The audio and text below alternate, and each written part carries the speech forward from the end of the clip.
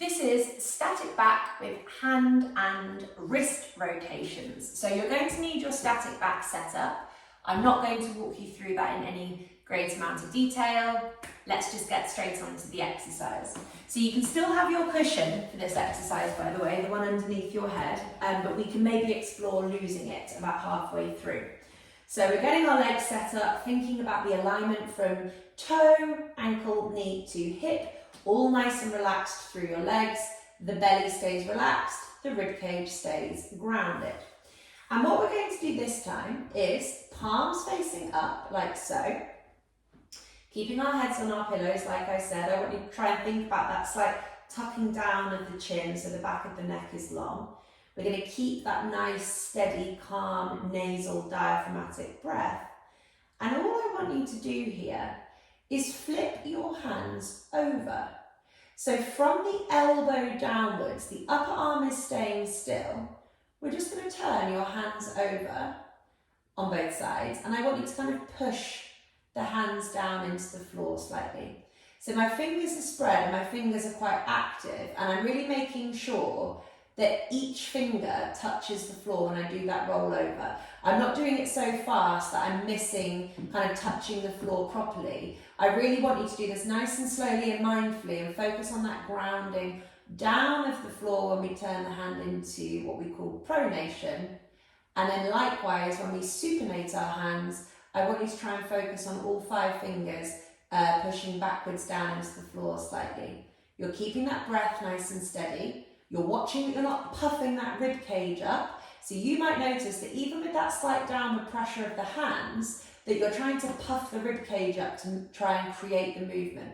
Rib cage stays still, and if you need to, just decrease the force with how you're trying to push through your hands, okay? I don't want your mid-body, your torso, responding to what should be a lower arm movement, okay? So my legs are relaxed, my belly is relaxed, my breathing is relaxed, my rib cage is grounded, my upper arm is kind of staying still, my shoulders are kind of staying still, tucking that neck in slightly. I'm going to set my timer here. We're going to do 5 minutes of this, just this movement here, taking it nice and slowly and really trying to ground the hand through each movement, keeping the rest of you relaxed. Off we go.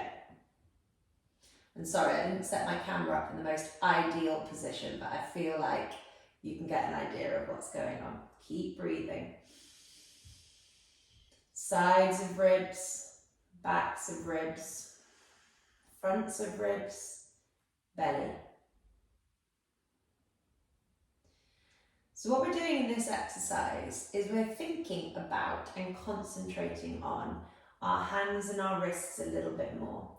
So these are not areas of the body that really get considered as kind of like individual units, in my opinion. You know, we will be exercising them with things that we do at the gym, but we're not really thinking about, oh, I need to exercise my hands today, I need to exercise my wrists today.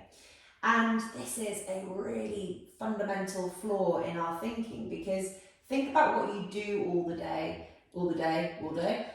Think about what you do all day with your hands and wrists. They are probably constantly locked in a flexed position, so like a claw hand. And if your hands are constantly locked in a claw shape, that is going to have an impact on the rest of you. Not only are your hands going to feel kind of stiff and a bit weak, but that lack of movement through the hand is also going to feed into arm dysfunction, shoulder dysfunction, spinal dysfunction. All of the muscles in your body are connected. And I've seen clients before that have had lines of tension spiraling all through their body, all stemming from their hands not moving properly. And the more and more clients that I see, and I guess the more technologically driven that we become, the more this is going to be an issue. So some of my clients, like I'm seeing them now, and I think that there is more and more people now than even 5 years ago who are having problems that are initially like deriving from dysfunction at the hand. So please don't underestimate how much this little exercise might feel like quite hard work, but hopefully might make you feel a little bit looser in your arms, a little bit looser in your shoulders, a little bit looser in the chest perhaps. Keep the breath nice and relaxed.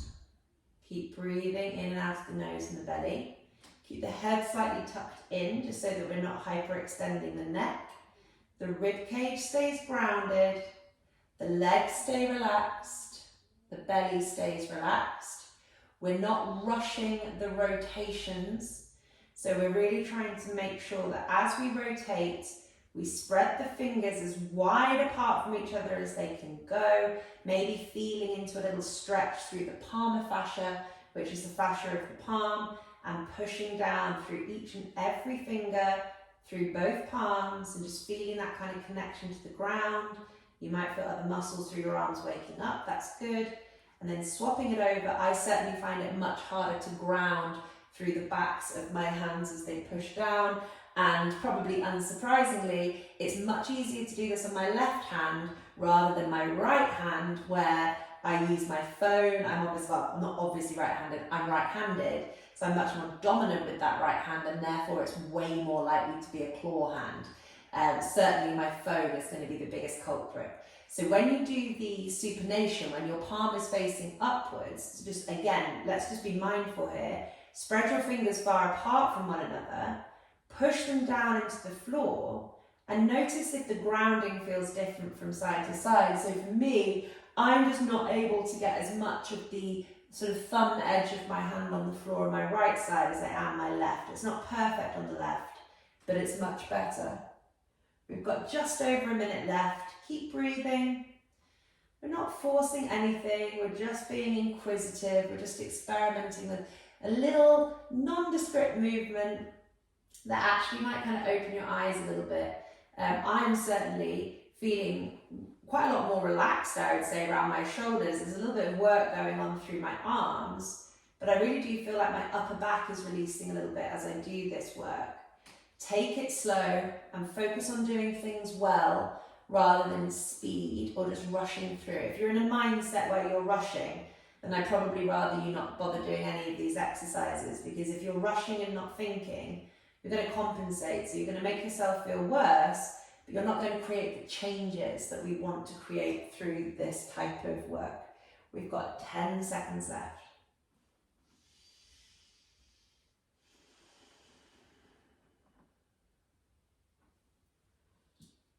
2 and 1. Amazing job. So that was static back, hand and wrist rotations.